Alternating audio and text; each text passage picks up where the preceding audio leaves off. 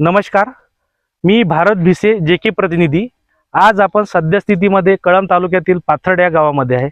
प्रत्यक्ष या गावामध्ये शेतकऱ्यांनी जेकेचं 95-55 हे वाण आपल्या शेतामध्ये लावलं आहे। प्रत्यक्ष आपण त्या शेतकऱ्याकडनं जाणून घेऊ आणि काही ग्रामस्थ आहे त्या गावातली त्यांच्याकडनं जाणून घेऊ की त्यांना कसं वाटलं। दादा नमस्कार। नमस्कार।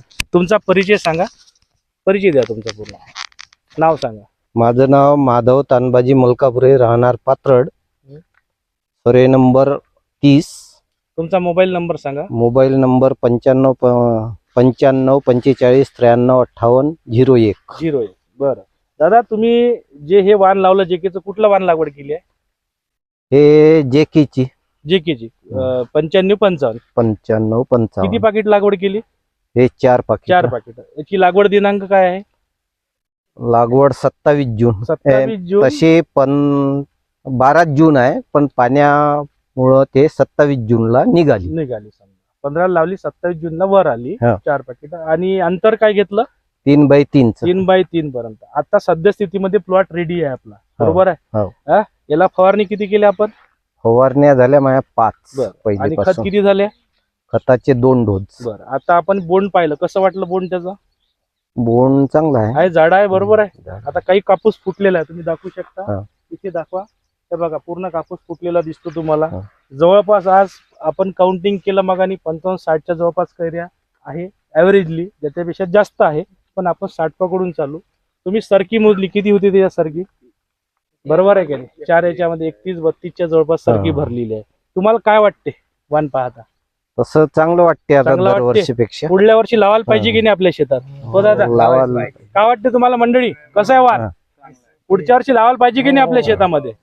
तर मी इतर शेतकऱ्यांना सुद्धा आवाहन करतो की सजेस्ट करतो, तुम्ही येणाऱ्या पुढील हंगामामध्ये जेकेचं 95-55 लावा आणि चांगलं उत्पादन घ्या। धन्यवाद। माझं नाव माधव तानबाजी मलकापुरे, राहणार पाथर्ड,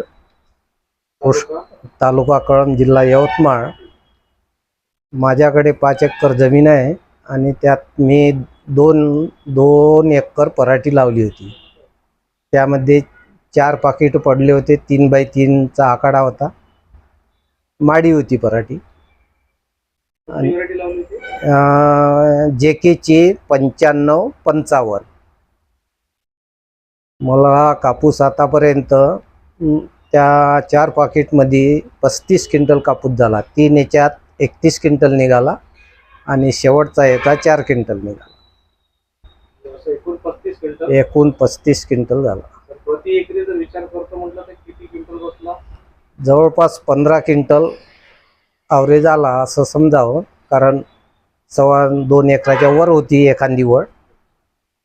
15 क्विंटल प्रति एकर आला। इतर शेतकऱ्यांना काय संदेश देऊ इच्छिता तुम्ही? तसं लावायला काही हरकत नाही। ही पराठी चांगली आहे आणि मेंटेनन्स फार कमी आहे तिचं। असा रोग बिग येत नाही सहसा, लव असल्यामुळे। धन्यवाद।